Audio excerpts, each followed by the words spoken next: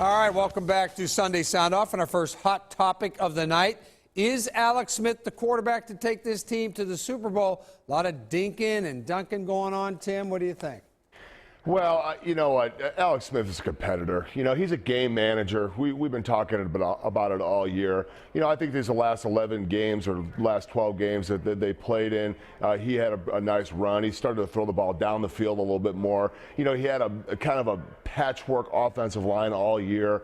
You know, the play he made, the great escape that he made, and I think he got the ball to Avant in the fourth quarter, was a huge play. He's a competitor. Listen, he's a game manager. We know what we have. We got to get some guys surrounding him on the offensive line, get some more weapons for him to use, and he's not going to kill you, but you can't throw the ball 50 times. Alex Smith is not going to win a football game if he's throwing the ball 50 times. They should have ran the ball a little bit more. That's a whole different story. But is Alex Smith the guy who gets you the Super Bowl? I think he can if you have some guys around him that can make some plays. Saran, what do you think?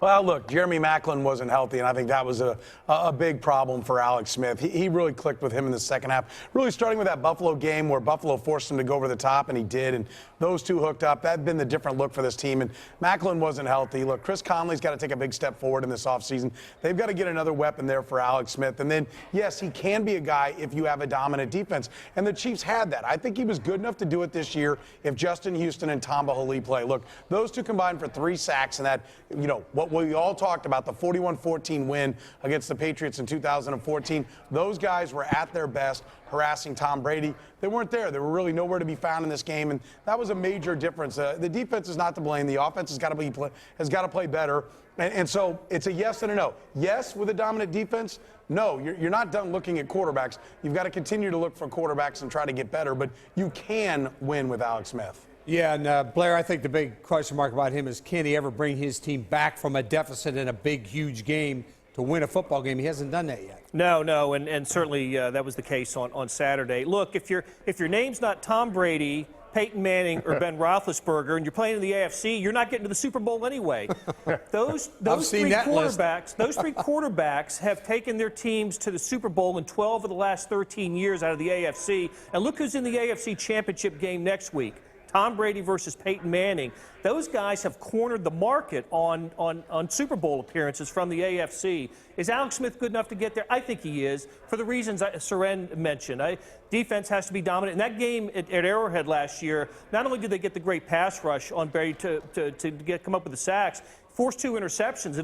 Abdullah brought one of them back for a touchdown. You can do it. There's a formula to do it, but they've got to get better in certain places. All right, here's our second hot topic of the evening. What is Andy Reid's problem with clock management? Saran.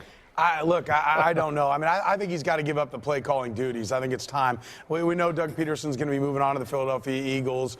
You know, Brad Childers is probably going to be the guy stepping in there. It doesn't matter. I don't care who the offensive coordinator is. He's got to be the guy to call the plays, and Andy Reid's got to manage the clock, or he's got to get somebody else to manage the clock. This has been a chronic problem for him. He had this problem in the Super Bowl with the Eagles against the New England Patriots. They took all day to get down the field and get a drive. I think he's got to learn to stretch the field. He's got to get a quarterback that can go down the field more or play from in front. But you know, they're just not good. It was atrocious clock management coming down the stretch. There's just no defense for it. Andy Reid had no defense for it. He seemed to be struggling and acting like he didn't know what the question was from Adam Teicher over the last couple of days. And I don't know. It's really disappointing. I'm not saying the Chiefs would have won if they'd managed it better, but that's about as bad as you can get. Running off about 30 seconds and not getting another playoff is just inexcusable. Yeah, and I think there's some rumors swirling as well that Andy's next offense coordinator is already on the staff, and it could be Matt Nagy, who is the quarterback's coach. So we'll see about that. We'll see what happens. Tim. Yeah, I mean, I agree with Saran. You know, the clock is the enemy at the end of the football game. You don't worry about downs. You don't even really worry about who you're playing against. You got to worry about the clock.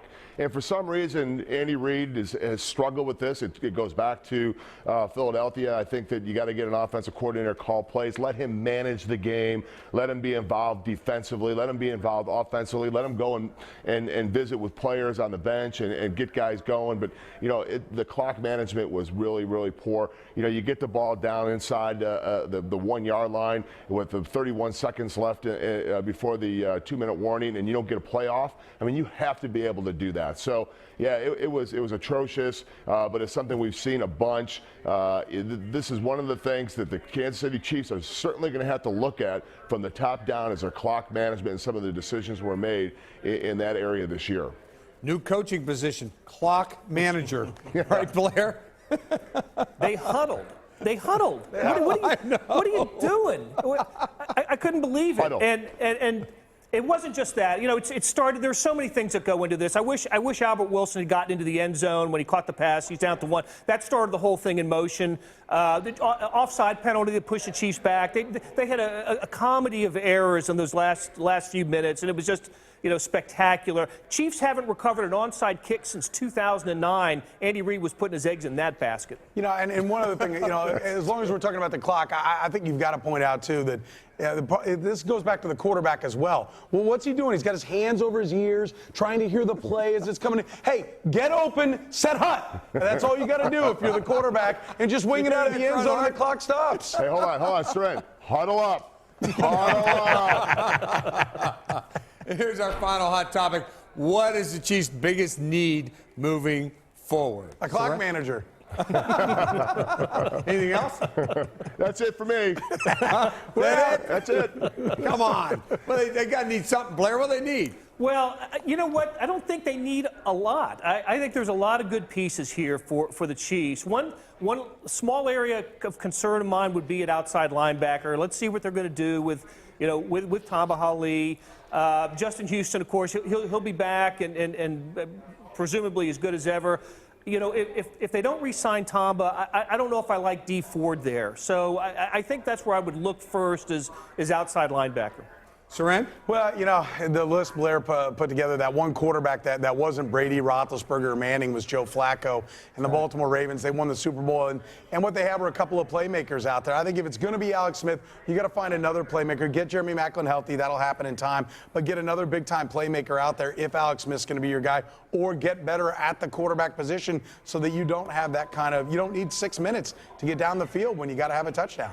Yeah, Tim, what do you think? I mean, we all forget about Jamal Charles wasn't out there either. He's been out for a long, long time. But here's a running back that's one of the best in the league. You got a couple. Hey, West was okay. Where did he go? I mean, he played one play in the game. He was a big part of the win last week in Houston.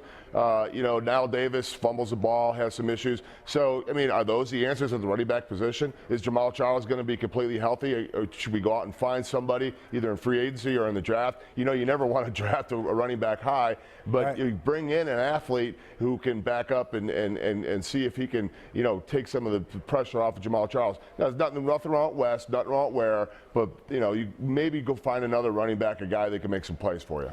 And I will say, Frank, one of the things you pointed out at the end of the sports, all the different guys that are free agents, they got $21 million in dead money under the cap, and a lot of that's John Dorsey. In fact, most of it's John Dorsey's doing. He's got to get better on that. They shouldn't have that much money under the cap next year, but they do have like $36 million in raises built in already. Justin Houston's number goes up. Alex Smith's goes up. Jeremy Maclin's goes up a lot. It's going to be difficult to keep the guys that you talked about and keep this roster intact. So they're going to have another great draft as well, because some of these guys aren't going to be back. They just don't have the cap room to do it. Yep. All right. And, these rosters roll over every year anyway. How many new guys have they had since Andy Reid and John Dorsey got here? I mean, that whole roster is overturned. So up next, we're going to get some final thoughts from the panel. It's their time to sound off on anything that's on their minds this Sunday. You're watching Sunday Sound Off.